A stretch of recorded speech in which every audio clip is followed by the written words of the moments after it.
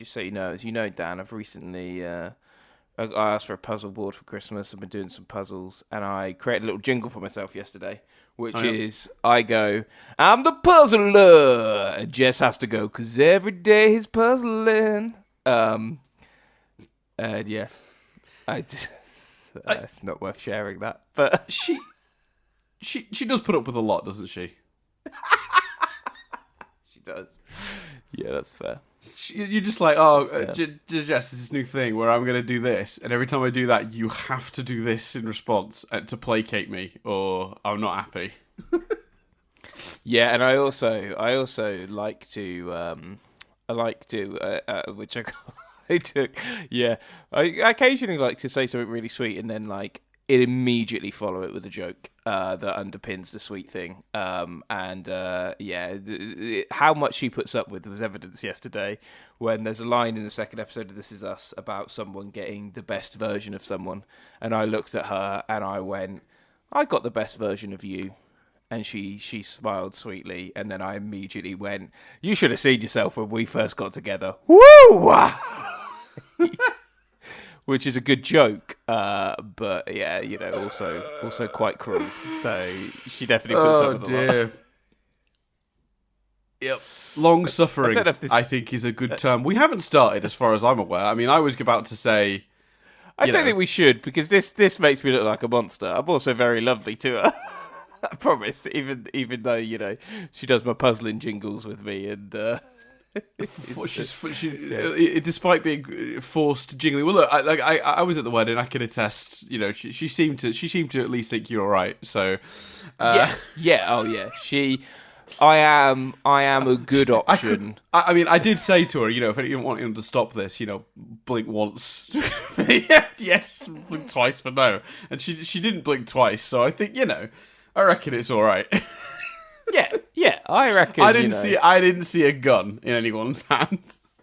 It's a lot of effort to find someone else, isn't it? So she's probably thinking, well, all right then. It's either this or I get back on Plenty of Fish.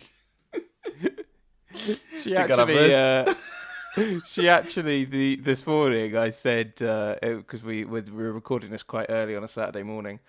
And I looked at her and I went, "Oh, why aren't we staying in bed?" And she went, "Because your husband wants to spend some time with you." That was very funny. Yeah, you are. She's married, essentially a married man. That's the problem. Yeah, she does refer to you as my husband. That's fucking brilliant. I did not know that, but that's amazing. Should we do an actual podcast now, Chris? Should we roll the music? Yeah, why not? Yeah, roll the music. Roll the titles.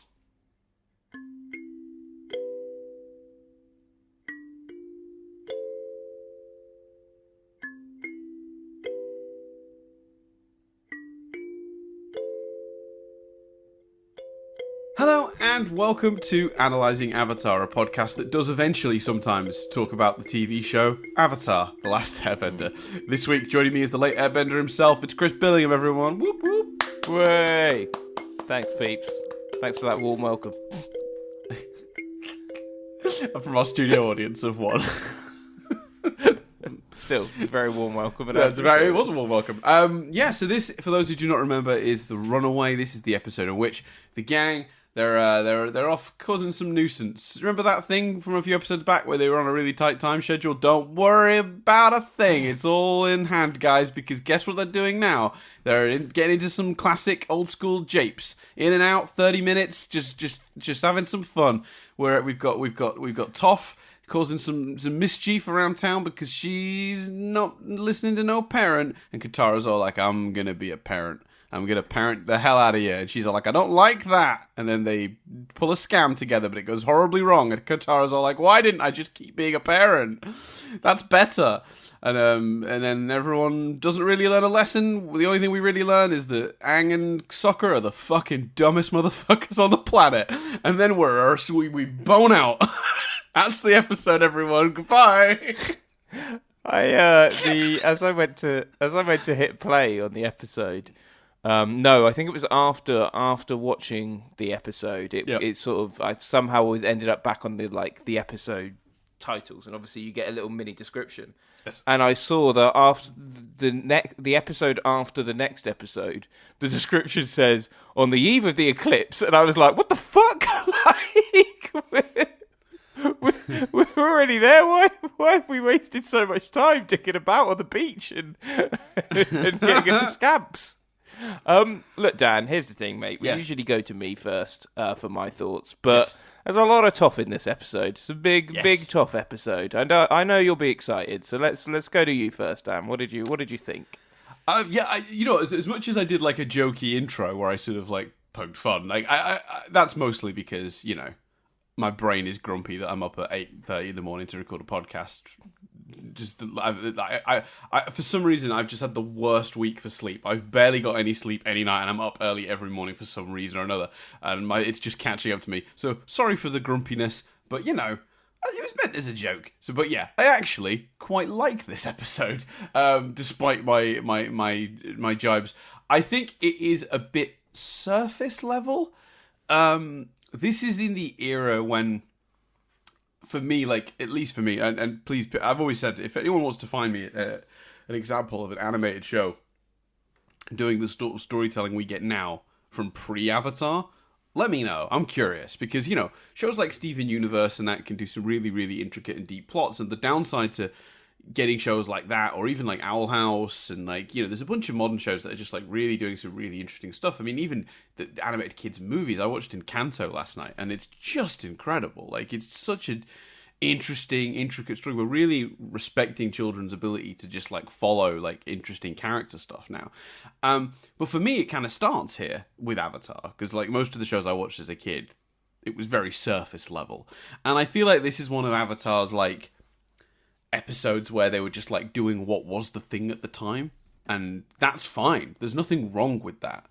But when we know the show is capable of going deeper, Toph having some anxiety about her relationship that isn't great with her parents, and that manifesting with her and Katara, it's an interesting enough plot for an episode, but it never delves deeper than that. And I think that while I think this is a really fun episode, weirdly placed, as I would describe many of the episodes from the early part of this season, I enjoy all of them, but they're all a bit like, what a strange place to have this story, with the end barreling towards us. But, I don't begrudge it, because I like all of the episodes. There hasn't been an episode I think we've really disliked all season. There have been episodes we've had qualms with that we've explored extensively, because that's what this podcast is. But, with this one, again, really fun episode, really good story. I like the use of Katara to push out, using Katara's motherliness to push Toph into a situation where she's forced to explore how she feels about her own parents. But it just never quite does anything but scratch at the surface. And while that's makes for entertaining 20-odd minutes, it's not my favourite Toph episode as a result. It's enjoyable, valuable for the character maybe, but not massively so, I don't think. I don't think we learned anything about Toph in this episode we couldn't have already figured out from what we learned about her in more intricately written episodes that we've experienced earlier. So yeah, overall thoughts, I'll really enjoy it. It's a great episode. I do enjoy anything involving Toph, but it just doesn't quite dig deep enough. So yeah, how do you feel? I'd say similar. Like it feels kind of like a season 2 episode, which is fine because I love season 2. Do you know what I mean? Like, but it feels like they could have done this in season 2, and it feels like maybe it would have been better in season 2, because you're not going. Then you can kind of do it in a way where you're not screaming certain things like, you're being a bit careless here, you're being really reckless, you're being reckless. Like, we've had examples of, integrating with society and causing a bit of an uproar. Why isn't Sokka more against this?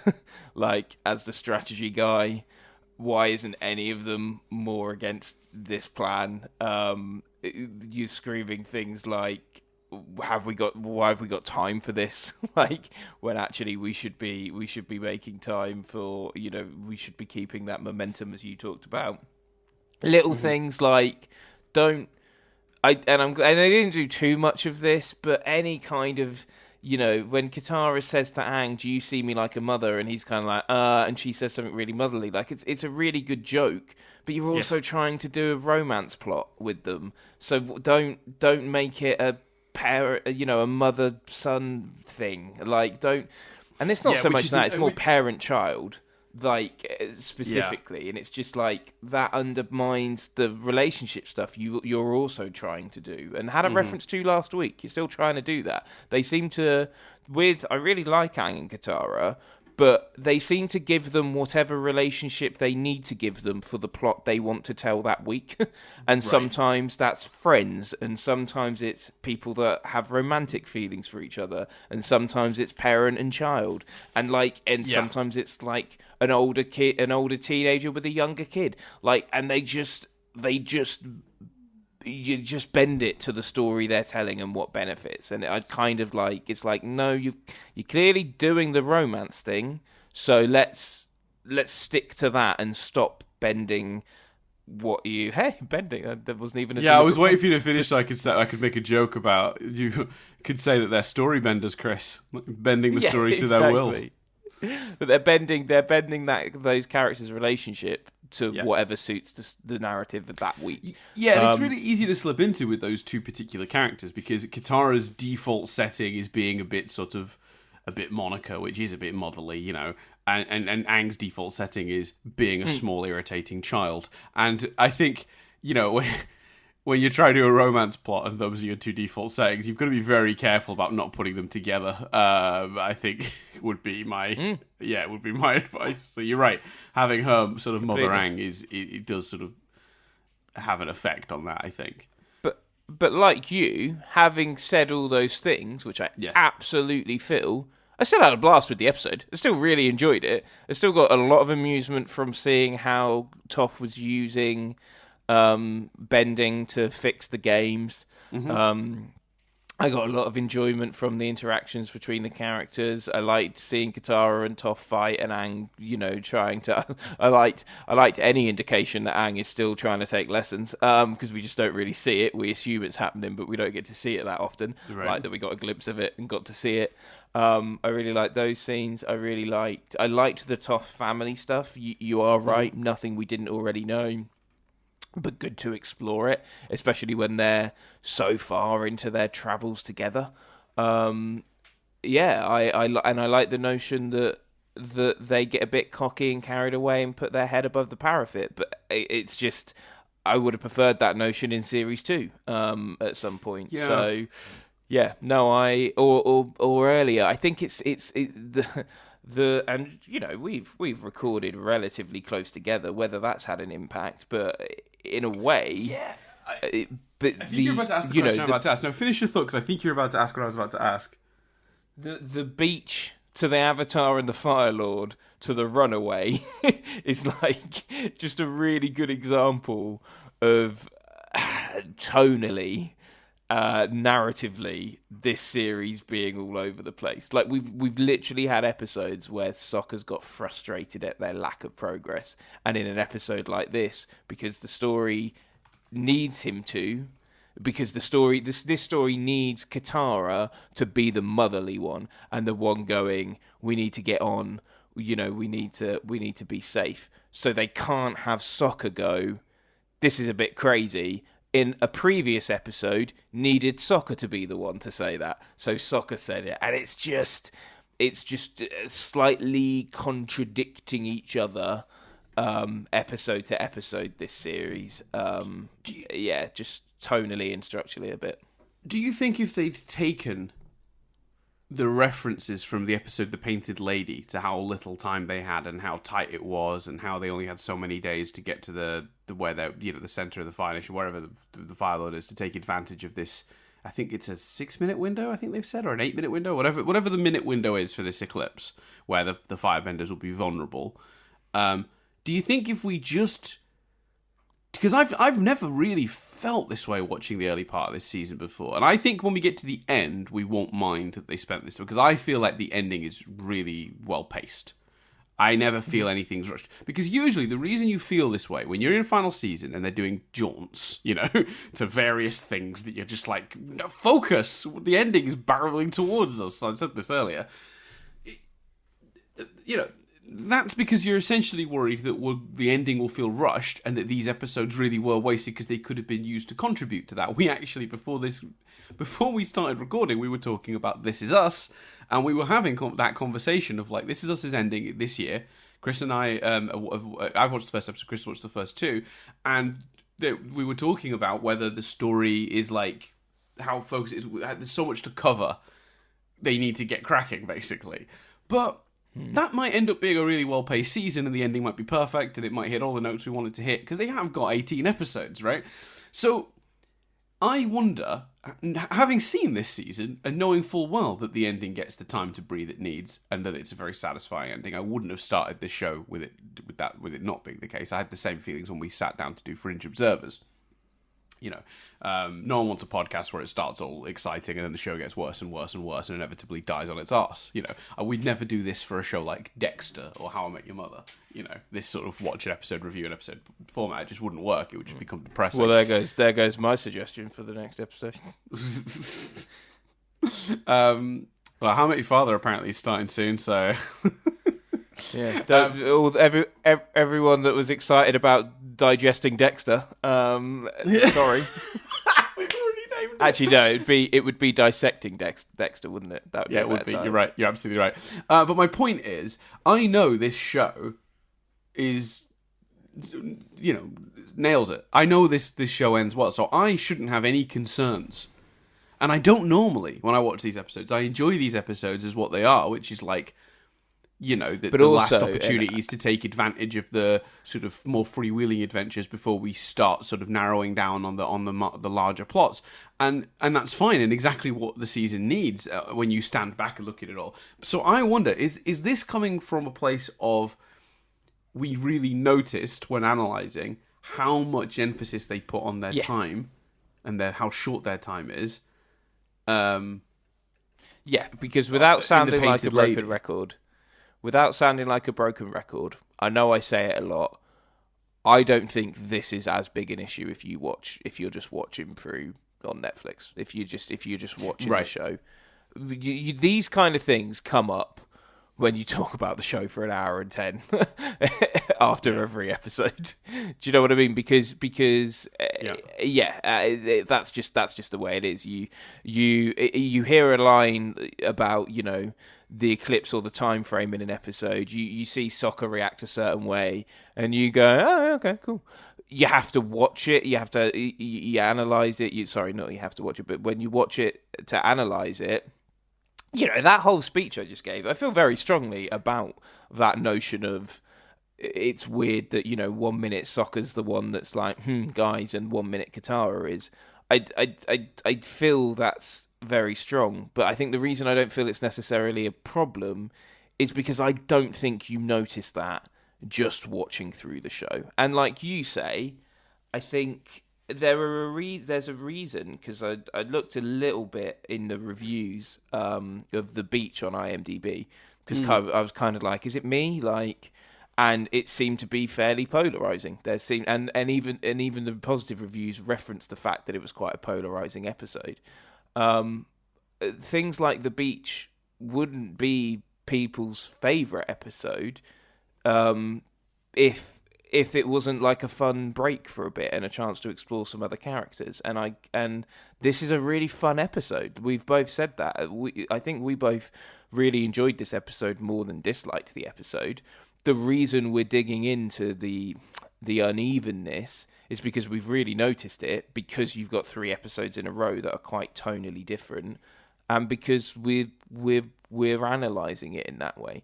And it's so when you do get out your tiny violins for us poor podcasters. But the difficulty when you do a podcast like this is always when an episode is a lot of fun and really enjoyable, because all you can do sometimes is sit and go, oh yeah, it was really good, because because wasn't it fun to see Toph earthbend? It was cool, wasn't it? And Dan goes, yeah, no, it was really different and a really different use of earthbending, wasn't it? And you're like, yeah, and then that's it. Do you know what I mean? Whereas you can nitpick for days about whether they're bending Katara and Aang's relationship at will.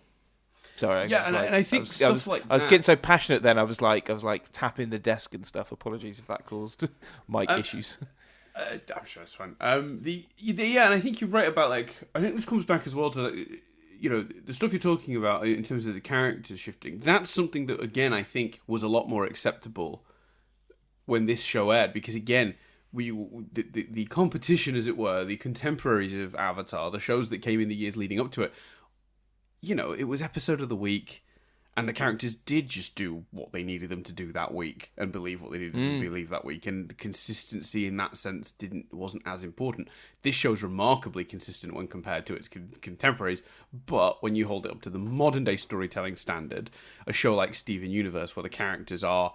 And the reason, for those of you wondering, why is it Steven Universe you always use as the sort of example? It's the thing we did this for, so it's the thing we have the most understanding and grounding of. So it's why we use that as a reference point for modern day animation quite a lot.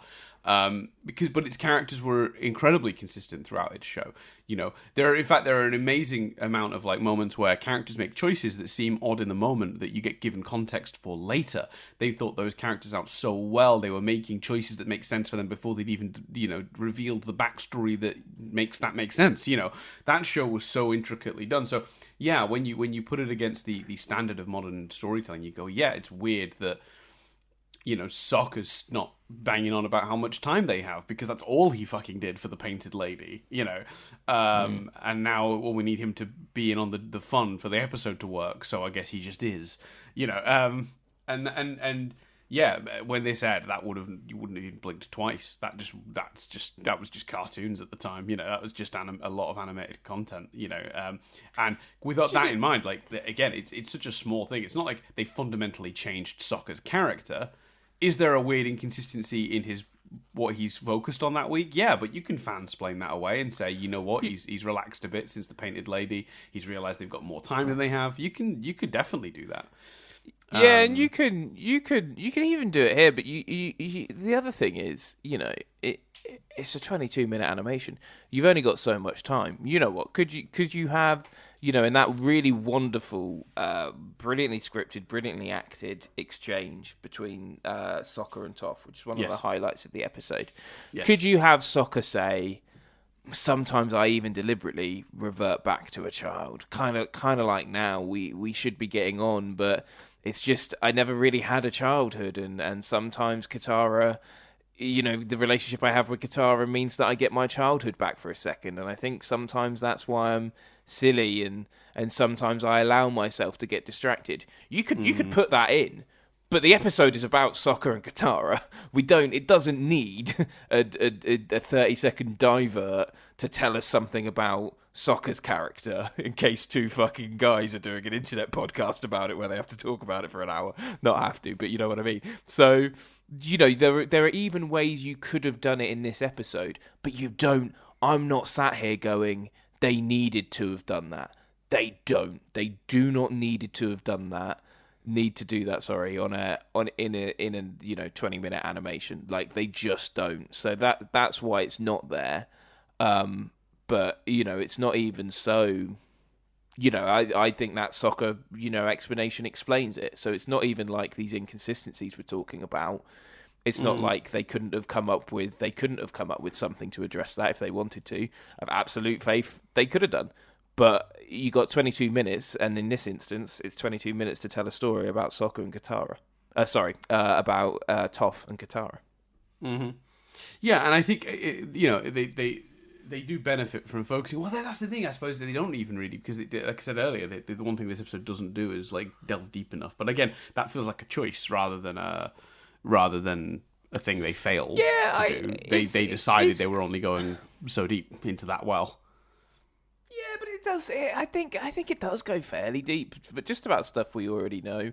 If you think about that Toph and Sokka scene, it's a deep scene, which I agree with you, by the way, is one of the best scenes of the episode. It's one of the highlights of the episode for sure.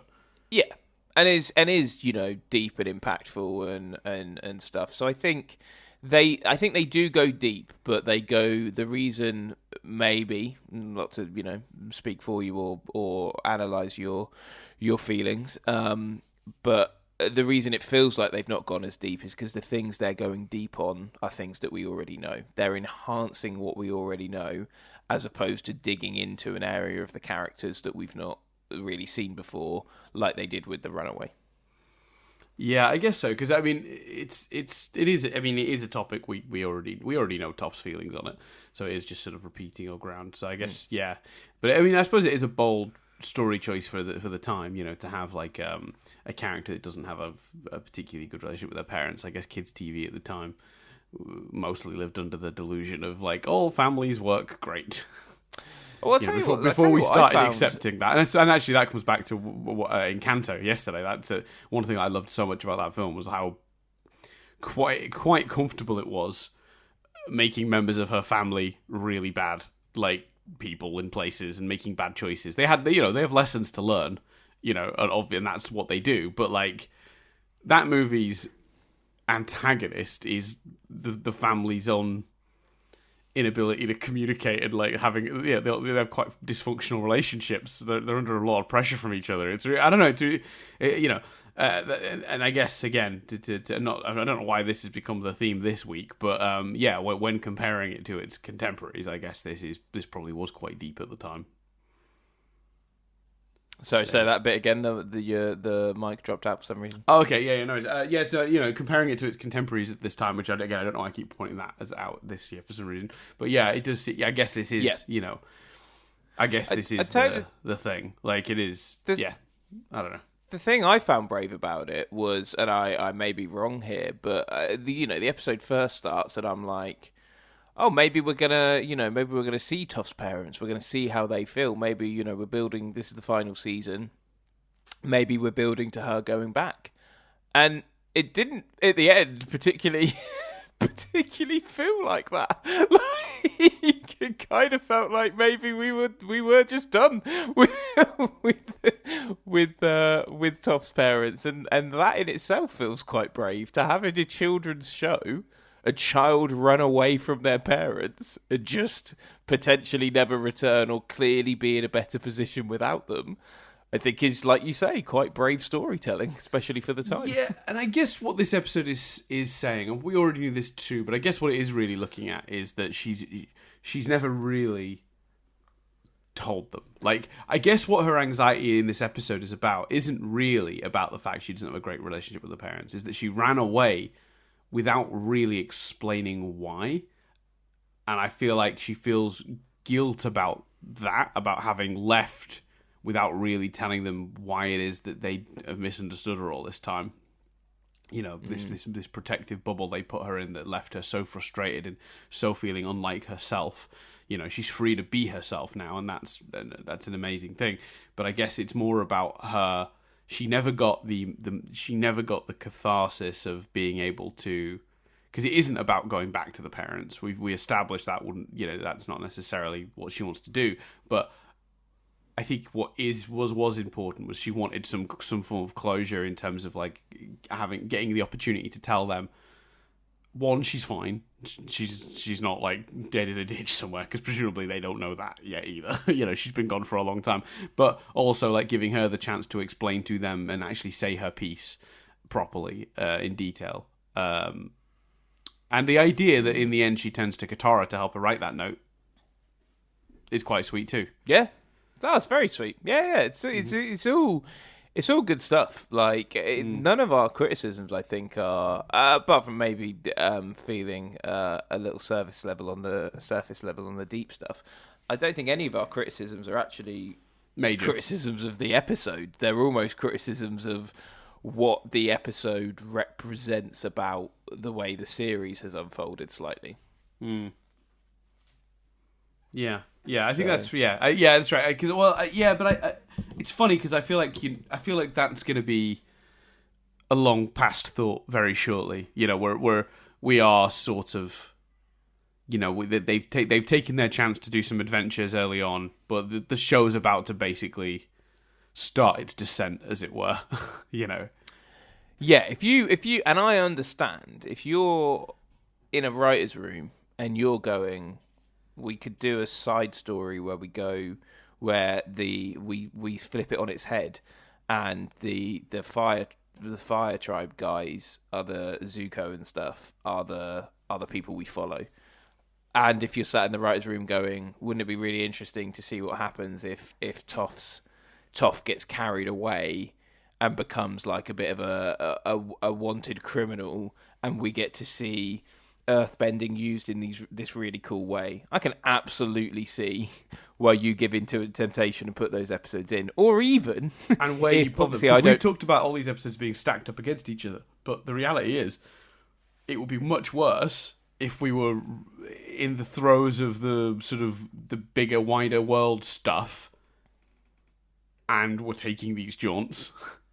Yeah, because that's the other thing. It could even be, I don't know where this series is going, obviously, but let's assume some dramatic places. It could even be, right, we need to put some jaunts in at the beginning, guys.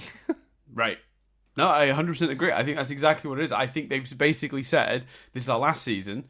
We know what the ending is, and the ending is going to span quite a length of what is this series. So let's take the first sort of handful of episodes and let's do some interesting stuff. Let's just do sort of what is traditional Avatar storytelling. They're traveling across the Fire Nation. Let's explore the Fire Nation a bit, tell a couple of stories across the Fire Nation before we really start, coming in for our landing. And I think when we finish this show, and within the next sort of how many weeks are left, like 13 weeks or whatever it is, we're gonna. I think when we step back and look at it all, the stuff we've mildly moaned about. This is what all of our podcasts should be called mildly moaning. All the stuff that we've sort of and the title of our sex tapes. What was that? Sorry, I said, and the title of our sex tapes. Yeah. I think these first few episodes won't bother us. I think we'll feel silly for having done that. Here's a question, Dan. Sure.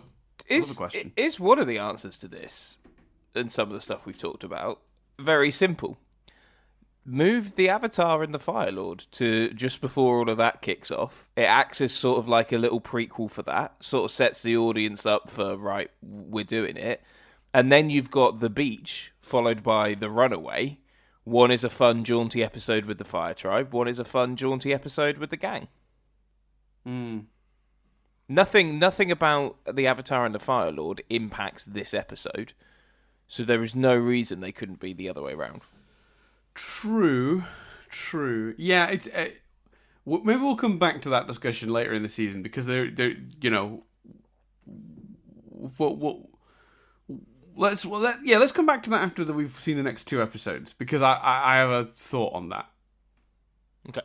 Okay, cool. What are your so what are some of the highlights? What are some of your other notes? Like I say, for me, I think the Sokka Toph exchange is just fantastic. I think that's stunning. And the choice to have Katara hear it and not do that horrible thing of like, she only hears the bit at the beginning where Sokka's like, she is a pain, and then she doesn't stick around for the bit where Sokka's nice about her.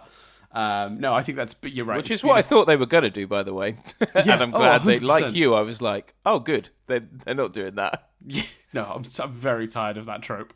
So it works really well, I think, that scene. I think the acting really does sell it. I think both performers do a really good job. I was also interested in this episode to choose to do that sort of, what do they call it? In medias res, I think they call it. It's like that idea of starting the story as it's going and then coming back and telling how we got there. That idea of having your very first scene be a scene from, deep in the story and then coming back to it. I don't know why they chose to do that here. I guess I do. Because you start with the end, you start with you brought this on yourself, and then the episode plays as a build-up. You don't really buy it, I don't think, that Katara would go so far as to throw Toph under the bus. But they do a pretty good job selling that concept, because you see that scene where Katara is handing Toph over to the Fire Nation, brought this on yourself, and then we spend the next sort of third of the episode trying to make the audience believe that really could be where it's going by putting those two at odds and putting Toph in the making her of interest to the Fire Nation. So it does kind of work. It's just an interesting choice because the show never does it, hasn't done it before, and I can tell you now for the last handful of episodes, it doesn't do that again. It's just why this episode got that structure, I don't know, but it works reasonably well. I think it works well because you are those scenes, and I have very mixed feelings, partly because of Take a Shot, Doctor Who, specifically Moffat. I have very mixed feelings about that trope. And the reason I think it works this time here, I don't tend to like it because to me it slightly feels sometimes like writers can't write a good intro scene, so they just nick a scene from later on. Now, the reason I don't think that with this example is because I think that works best when you are genuinely intrigued about something and are going, what's going on with these two characters? Why have Katara and Toph fallen out? And then over the course of the episode, you see them falling out, and you go, oh shit, are we building to this big portrayal? Because it's about the characters and it's about what we know, and you're intrigued. Off the worst version of that for me, and the one I seem to recall, it just felt like Moffat did it an awful lot in his run. And for me, a good example of that is I'm pretty sure either The Doctor Falls or World Enough in Time starts with like spaceships falling through the sky and stuff, but we don't see our characters, I don't think, if memory serves. I'm a bit hazy. I just remember thinking, you've literally taken an episode, a scene from later, and put it at the beginning, and it's not making me intrigued, it's just making me go, I guess that's getting explained later, and that isn't enough justification for me to play around with the narrative that way, because it's not, when you're only doing it in the first, as in the pre-titles sequence almost, which is kind of its function here in Avatar, when you're only doing it that way, you better have a damn good reason for breaking the narrative structure. I'm not talking about, flashbacks or episodes themselves that flip back and forth. That's a completely different thing. I'm talking about literally starting your episode with a random scene from later in the story. If you're going to do that, it better be damn good. And I think this episode gets it right, because we are spending the whole episode thinking, are we building to that? What's going on with these two characters we know and love? We're not thinking, presumably that cool thing's going to get explained later. Fine. Do you know what I mean? It's a weird thing to have a particular hang-up on. But no, I think you're talking about the difference between like having a story reason. It adds tension to the episode, because you're sort of saying, like, from a character perspective, you're in a situation here where you're like, oh, how do we get there, and how do we get out dramatically for my characters that I care about? What does this mean? And then when the episode then starts and they start arguing, the intention, whether it works or not, is, I guess how much you believe the idea at the beginning, but the intention is, dramatically speaking, to sort of sell you on their relationship deteriorating, so you might wobble and go, maybe that thing we saw at the beginning is what really happened, like, is what it seems, and that Katara really does get fed up and turn Toph in, and then the episode brings you around to not doing that, and you understand how we get there, and it doesn't particularly like try to trick you either. Like, later on, it's quite happy to admit when it's a scam that it's a scam. They don't do that thing, and I'm glad they didn't, where they then come back to that scene, but they've skipped the moment when Katara says, I want to do a scheme, and therefore you don't know until later. You know what I mean? That thing? Yeah.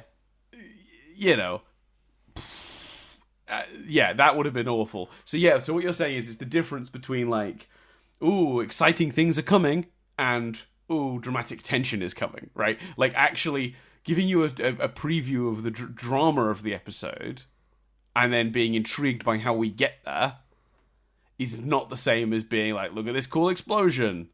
Aren't you excited to see this later on? Because that's essentially a trailer. We could see that in a trailer. right? Yeah, completely. Yeah. I'm just looking it up. I've actually, because I'm not logged in on this machine to iPlayer. I'm having to spend £1.80 to see if I'm right.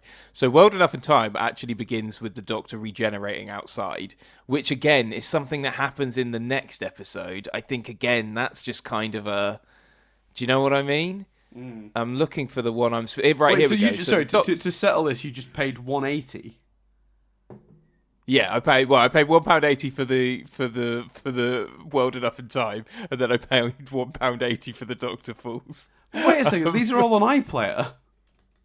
Yeah, that's what I'm saying. I'm not logged into. I figured it would be more distracting to hear me type and try and guess my iPlayer password than it was to just go to Amazon and buy them.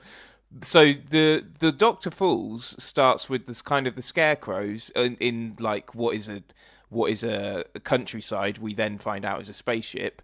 And then literally something falls from the sky and a Cyberman falls and lands. But it's just like, that's from much later. That is from a sequence much later in the episode. And I think, what you're doing there, although maybe it's not. I don't know. There are some good... I just remember feeling that Moffat did that a lot, where I was like, you're just trying to go... This shit's coming, kind of like World Enough in Time. The Doctor's going to be regenerating, and that is intriguing and stuff. But we know we know it's leading to that.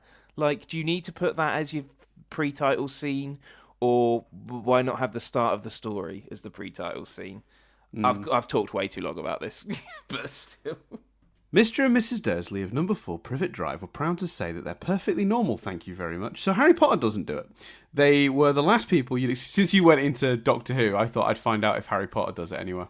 Yeah, so I've opened up Philosopher's Stone, having a read. Join me.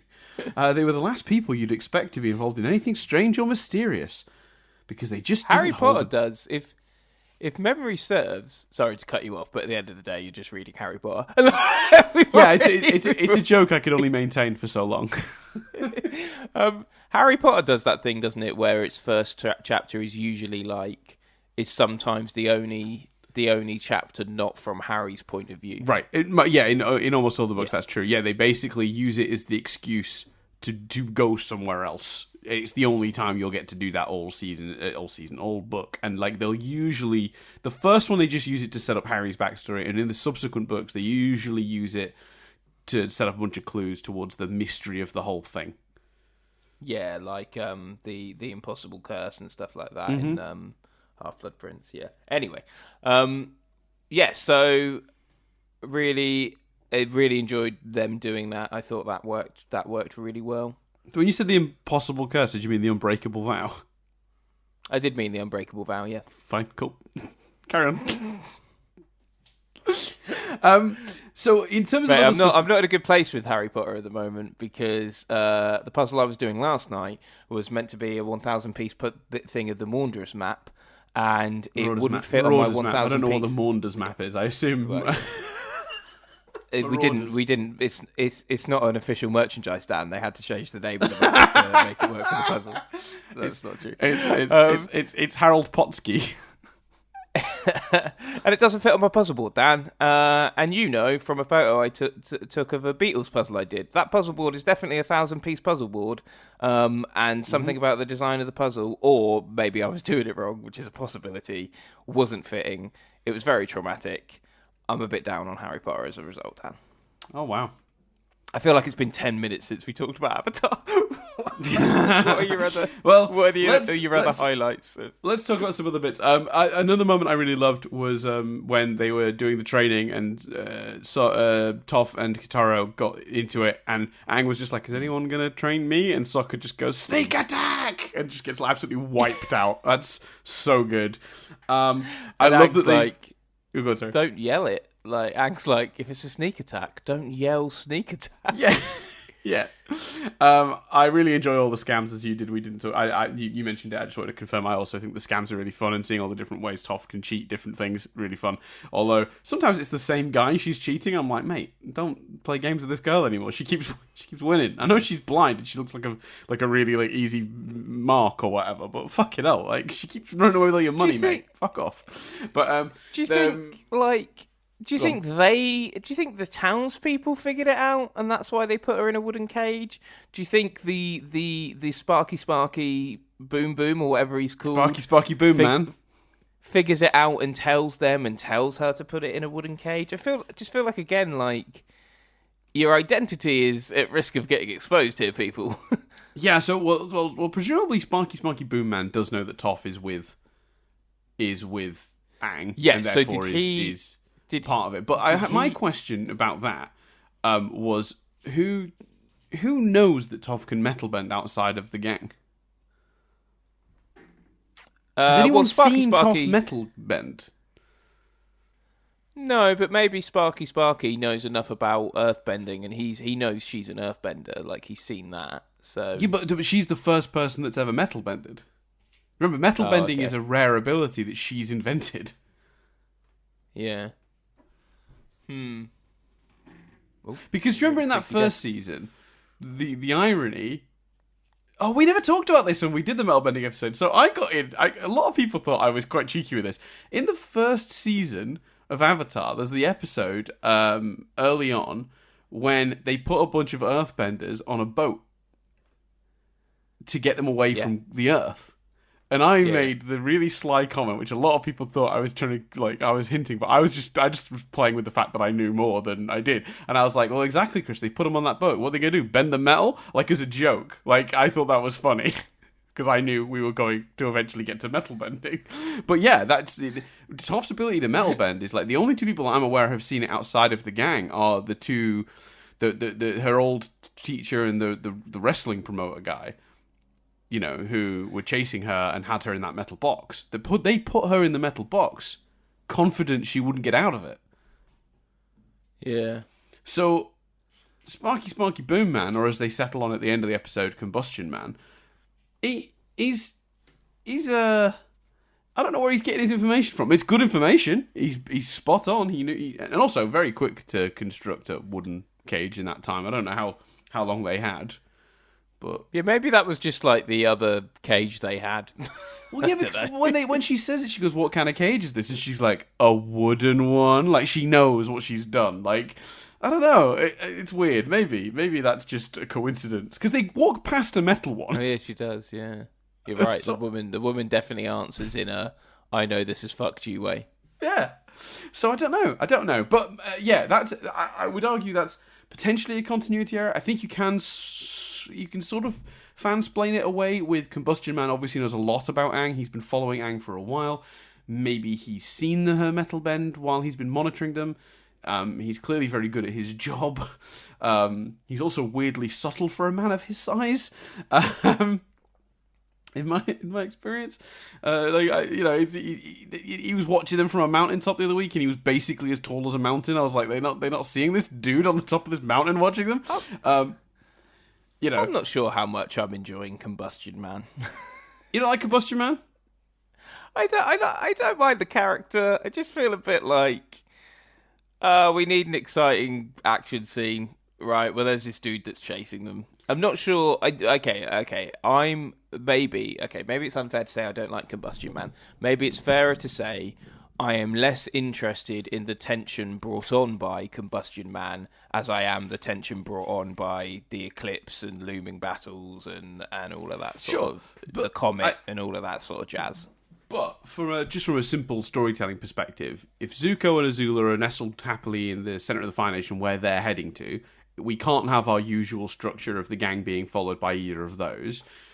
Those battles are still to come. You still want some dramatic tension, and contriving a brand new reason every week would feel artificial.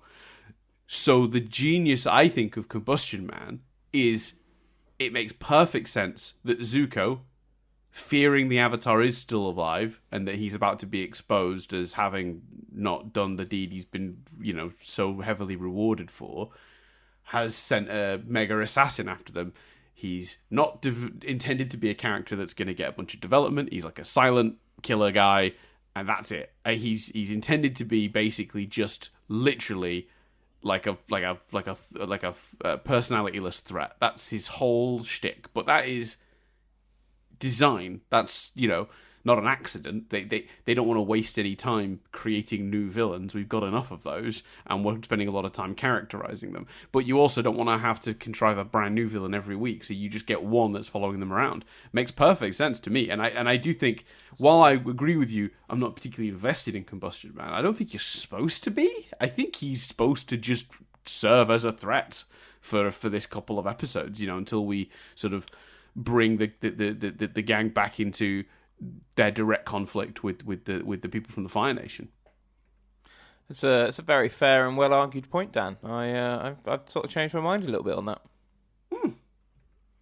Thanks, Chris. No worries. I appreciate that. Yeah, no, it was completely sincere. I think those are all really good arguments and have contextually reframed how I see Combustible Man. I'll take it. Yeah, you should. I will say, like, what a weird moment of sincerity for this podcast. Yeah, we're not normally sincere about anything, are we? Sincerity is usually very far away from. Like, just listen to my intro for this episode. I do quite enjoy that. Like, they have made him seem like quite a threat because, they were fighting Zuko and Azula like head on. They're running from Combustion Man. Like, they've done a pretty good job of making him seem intimidating as well, I would say. And he's got a pretty cool power, I guess. He has a weird weakness, it seems, because this week Toph flicked a rock at that spot in his head and he didn't like that at all. And then when he tried to use his powers, it didn't work. It blew up in his face. So... yeah, I did, and I hope I couldn't quite work out whether one of them had paid attention and noticed that, because I think it's a good point in the story to notice his weakness, and next time it'd be about hit him in the face. Yeah, hit him in the forehead, hit him in the fod, hit him in his third eye. In terms of other stuff I like from this episode, I've got to talk about Hawkeye and the scene with the note, which is, I think, genuinely one of the funniest scenes the show has ever done. And again, confirms that Aang and Sokka are fucking morons. It's the scene. Yeah, that was very funny. The scene when Katara and Toph aren't talking. For listeners who don't remember, it's the scene where Katara and Toph aren't talking, and he writes a note to Katara from Toph that says, "I'm really sorry. We should, be friends again," or whatever it says. And Katara's like, "Well, first of all, it's delivered by Sokka's hawk." Which is, I think, one giveaway. But two, Toph, as a blind girl, can't read and write. And then the best part about it is Sokka realises how dumb they were. But it doesn't seem Aang does, because then Aang suggests they should do it the other way round and send a note to Toph from Katara. And Sokka says... So Aang says, "I can't believe we forgot Toph can't write. We should send Toph a message pretending it's from Katara." To which Sokka replies, "I think we're going to run into a similar problem." Yeah, it's brilliant. It's such a good scene. It's such brilliant. Such a funny scene. I love everything about it. I think it's a shame because we've not talked about that either. I loved Sokka getting a bird. I thought that's brilliant. And I kind of hope the bird returns quite quickly. Yeah, Hawkeye. I really wanted him.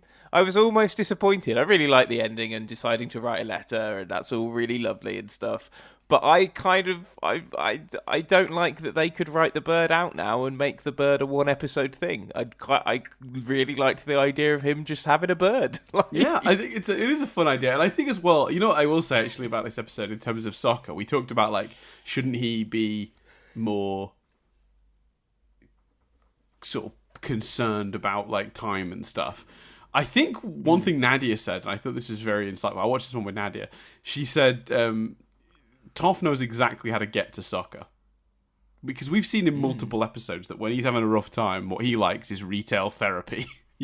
It's happened in at least 2, maybe 3 episodes. I think in the episode where they first meet Toph, the Blind Bandit episode, he literally goes to the shop to buy a new bag because he's feeling a bit bummed out. And then there's the episode when he gets Sokka's master. He goes to a shop because he's feeling bummed out to buy things when he finds out that he can go meet the guy. So Nadia kind of was like, it's fun that Toph knew exactly how to manipulate Sokka. You want to get involved in these japes, Sokka, who's normally quite serious. We can buy stuff. I do like stuff. It's very much. To be fair, whilst thin, is them justifying a lot of what we talked about earlier. Yeah, like the things we complained about, we're now finding justifications for. Yeah, I will say as well, another really, really funny, really good scene is Appa, you're in charge, and then the Hawk and Momo, what's his name? Momo squawk at each other, and Appa just yells, and they both look at him and fall silent. Great too. Yeah, that's fun too. So there's a lot of good in this episode. A lot of good. I enjoyed myself, man. Yeah. So the note stuff is good. I'm thinking that is that is all of my notes. We've covered everything that's in my notes, Chris. Should we get to the Trev? Let's trim it up. Yeah, overall thoughts, really like the episode. There are some flaws. There are some things we obviously talked about earlier, but I think on the whole, it's a very good episode. I would completely agree. So, Toph pretending to be hit by a carriage carrying a wealthy merchant's... it says bears. Was he carrying bears? Oh, no. That's an amazing misread. So, Toph pretending to be hit by a carriage carrying a wealthy merchant bears similarity to a real insurance scam known as Flopsy. It's a merchant with bears. He was just a bear merchant. I was like, I didn't see that. Where were the bears? It bears resemblance to... Sorry. It just love across all of them we've done I don't know, it's probably reasonable to say we've done well, we must be approaching potentially 1,000 podcasts across all of them. Yeah. No, maybe not. Well, maybe certainly. No, I think we are. I think we did. No, 100 for Fringe. 100. No, 250 nearly now for Nothing But Static, right? Yeah. Plus 200 and odd for Steven Universe. Yeah. So we're still between 500 and 1,000, and that's not including. And rewind reviews, all the bonus SUs and stuff like that. Yeah. Oh, yeah. And I just love it's taken nearly 1,000 episodes of podcasting to realise that Dan can't read.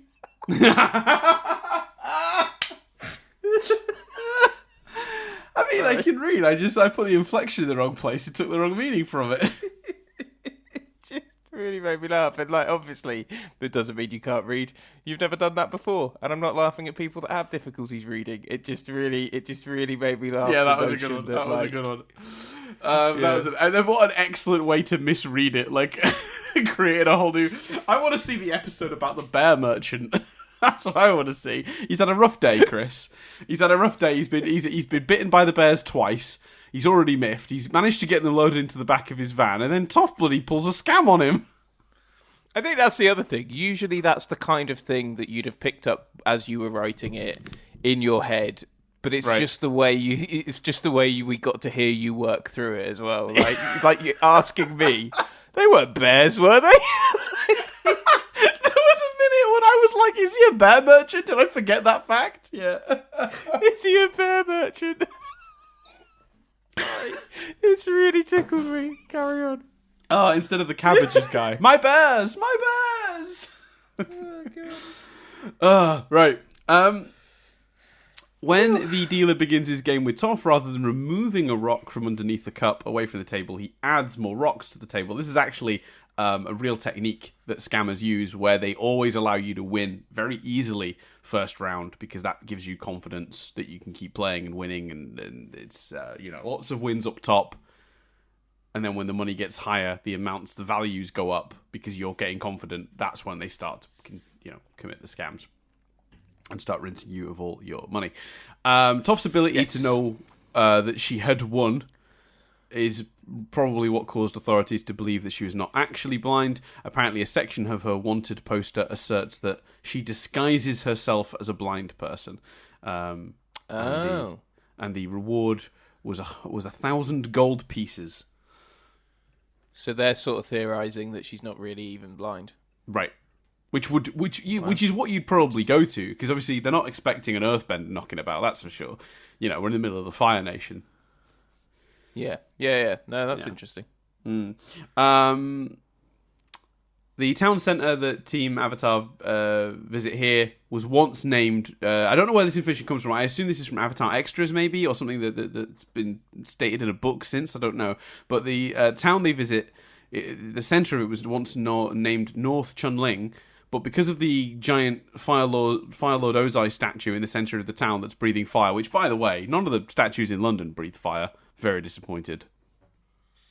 Disappointing. Not happy about it at all. Sure. Sort it out. That apparently is... Hold on. The irony of that. I'm pretty sure I saw a headline this morning that said, Londoners advised to avoid physical activity today as pollution is at its highest level ever. And you're just saying, like, wow, the statue's breathing fire, man.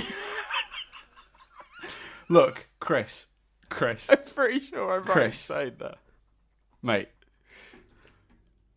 What? Take a couple cars off the road, put up the congestion charge, discourage a few more people from driving, get me a fire fountain. That's all I want. Yeah, I'm not asking for a lot. It was yesterday. Londoners warned to limit outdoor exercise amid pollution alert for capital. Yeah. And you're like, let's get some flames. Yeah.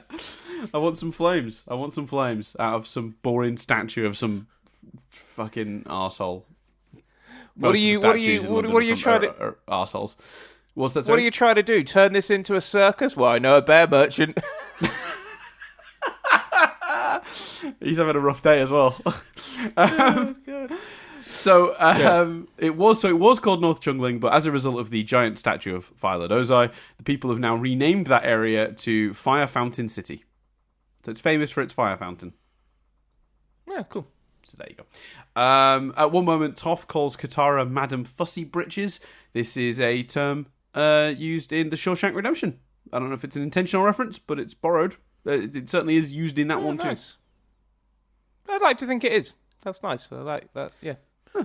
I don't know why this is in the trivia, and I kind of left it just out of like, why would you put this in the trivia? But this is one of many episodes where Sokka and Aang forget Toph is blind and cannot write. Sure. I kind of like that in a way. They're not always looking at her thinking about the fact that she's blind. Right. Yeah, 100%. Like, I remember that episode when they were out searching for the library and Toph goes, it's there! And they all go, huh, where? And she's like, it's what it would sound like when one of you sees it. I'm blind. Yeah. So, good. Do we have time for a listener question, Chris, do you think? We've gone. Yeah, we've skipped listener question 2 weeks in a row. We can't do it. No, we did. So I tried to skip one 2 weeks ago, but you was like, get a quick one in. So we did do one. We did skip one last week. So it's up to you. It must be so to clarify. It must be so confusing for Dan because sometimes I will. Because so often, like if we're doing it on a lunch break, we'll be on quite a tight time limit because I'll need to go back to work, and sometimes I'll have something at 1:15, and I'll say to Dan, we need to be done by 1ish. You know, I'll be giving myself an extra 15 minutes. And sometimes I give myself no minutes. Sometimes I'm like, right, we need to be done by 1:15 because I'm literally doing something at 1:15. So Dan, bless him, will always act like it's the latter. And it must be so hard for Dan when he's trying to wrap up and can actively hear me not give a shit because like it's a flexible... I mean, the phrase mixed messages would... Exactly. So I fully appreciate that, and I believe that was an incident where I'd sort of said 2 or something, and actually I had till 1:15 or something like that. Right. Whereas in Dan's head, I'd said 2 and I only had till 2. So Dan was like, "Right, we'll skip this to question," and I'm like, "Nah." Like when you go you go to a party with a friend or partner, and you and your friend are like, "Right, so we'll go at like midnight," yeah, and then it's like, yeah. And then the other person gets really into it, and you're like, right, are we heading off? Nah, let's not. Like, having a good time now. Well, in that case, then, in the spirit of that, we have a question, Chris. We have a question from a listener. Yeah. Questions can be asked through Patreon. Details coming after the question. But Patreon will, as in Will. Whoa! For those, that's a really old joke from our other podcast, Movement Static. Very sorry if you don't understand why we suddenly started shouting Will's name. But anyway, hi Will, nice to have you on board. He has asked, I will pit the two most referenced things against each other: Harry Potter or Doctor Who. You don't just have to include the movies or TV show. This can be across all media. Big question. As in, what would we keep? What do we think is better? Yeah, I guess you interpret the question as you wish. I suppose I don't think there's any. He's not been too specific, so I guess Harry Potter or Doctor Who. If we were doing keep, then I'm keeping Doctor Who, because if I could live in a world where J.K. Rowling doesn't have the power and influence to say the things that she says and harm the communities that she harms and people's perception of them, then I think that's a better world I'd like to live in. Yeah. If we're just purely talking about the products, both were very, very important in my formative years, so it's hard to choose. For different reasons, too. I think way more, especially now, I think way more about Doctor Who than I do Harry Potter. I think those 7 books are magical and amazing and incredible. I think the legacy of both is often tarnished by various things external to the actual quality of the things and internal to the quality of the things. I can't say that I feel like Harry Potter's legacy has been tarnished by things like Fantastic Beasts and The Cursed Child. I absolutely do, but equally, Doctor Who's legacy has been tarnished slightly by bad storytelling in the classic series and the modern series. Mm-hmm. But I think I will always have faith that Doctor Who can find its way back, and I will always give Doctor Who more of a shot than I will any kind of Harry Potter property these days. So whilst I think those 7 books are, amongst the greatest stories ever told, I would choose Doctor Who. And you know what? Potentially it's unfair, because I'm not going to say that the JK stuff isn't a factor in that. But that's so I'm not saying I'm necessarily right to feel that way. I think I think there's a fascinating argument to how much art should be separated from its creator. But I'm saying, for me, I can't help that being a factor, rightly or wrongly, depending on what your opinion on that subject is. Mm-hmm. And also, there's more of it. There's so much extended media. There's so much at its core. One thing I don't think Doctor Who gets enough credit for is how incredibly ingenious the premise is and how much scope that premise has. That was exactly going to be my point, because for me, I'd choose Doctor Who as well, and that's because when Doctor Who is bad, like it is right now, and I mean really fucking bad, like basically unwatchable, I'm only ever a couple of years away from a new take on the character, a new take on the premise, a new take on the show, because it's a show that is built into its premise the opportunity to redesign and reinvent itself in any mold that sees fit, right? So this particular redesign didn't sit well with me. I didn't like the writing, I didn't like the characterization, didn't like many of the stories, but that's okay, because a year or so from now, we'll be getting a completely new approach to the character from a different writer. So that can reinvent itself. Harry Potter, on the other hand, is, I think, while it is quite a wide world that she created, is more limited in scope, because all the stories still have to have a certain tone and approach, because they're all stories about these, you know what I mean? Like, you can't reinvent the wheel with Harry Potter the way you can with Doctor Who. I think Doctor Who also feels so endless, like, not even, like, in terms of moving forward, but I know that there are amazing Doctor Who stories I've not even seen. There's incredible stuff from the classic era I've just not got round to yet. Mm-hmm. And I know that there's amazing Big Finish stories as well that I've also not sat and listened to. And I think there's so much great stuff to explore. Whereas for me personally, and if you get enjoyment from the website and Fantastic Beast films and stuff, then I'm thrilled for you, genuinely. Like I think that's awesome. But for me personally, if I'm delving into Harry Potter, I'm only really delving into the books, and I like the films. I don't have the I think I don't like the films. people that I'm saw the people. So this is easier for me as well because I'm not a big fan of the films. Yeah, I don't mind the films, but I think the films, the sort of the magic of the films and the nostalgia of the films that is touched upon and played up in things like the Return documentary and the way some people talk about the films. I feel like people that were introduced to Harry Potter by the films and then went back and explored the books have a love of those movies, whereas people that fell in love with the books first, even as kids, we were going, well, the films aren't as good as the books, meh, meh, meh. And I think some of the magic of the films is lost if your entry to Harry Potter was the books, which mine very much was. So I think for me, when I think about what's amazing about Harry Potter, I think about those 7 books.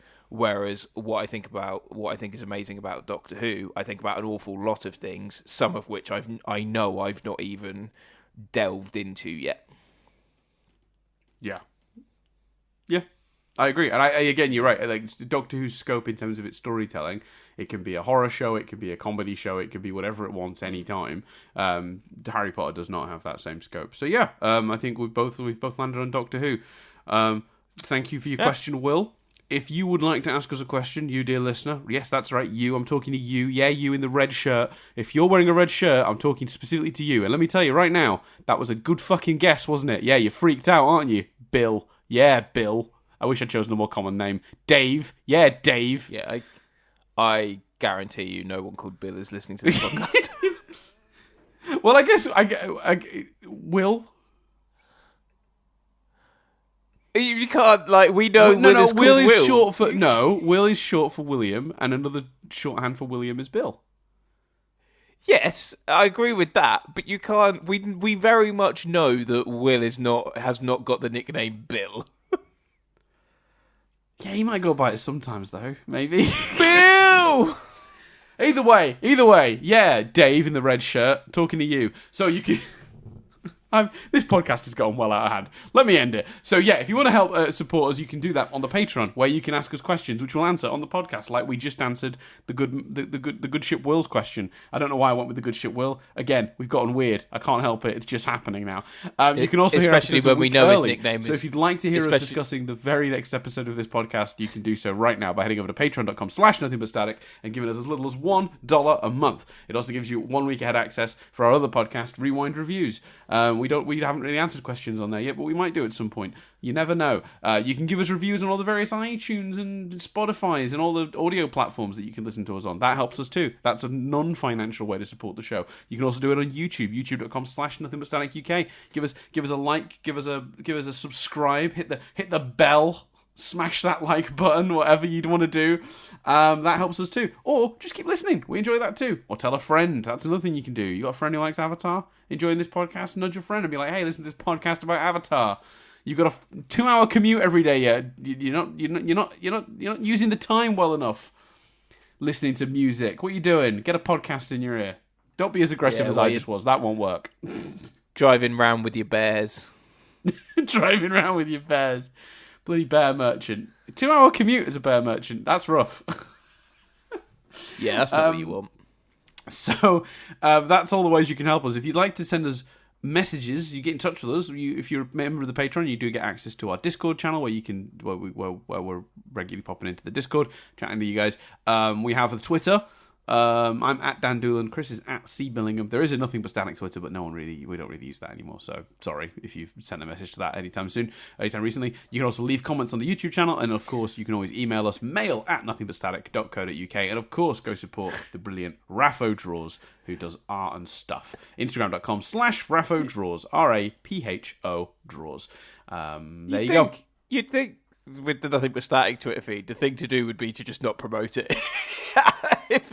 Rather than promote it and go, but no one's using it and we don't check it, so... Well, yeah, the thing is, though, people find it and then they send messages to it. So my logic is, the more times I say we don't really use it, the less I'm going to feel guilty when occasionally I do look and see that we've got, messages that I've not responded to that are, 4 months old. Yeah. Because that's always... Fair. Shall I check? Do we have any now? Maybe I can reply to one right on air. Because every now and then I look and there is a message. Maybe the message has gotten through though, Chris, and people are finally not doing it. Let's find out. Do we have any messages on Nothing But Static? From 7 weeks ago. What's the message?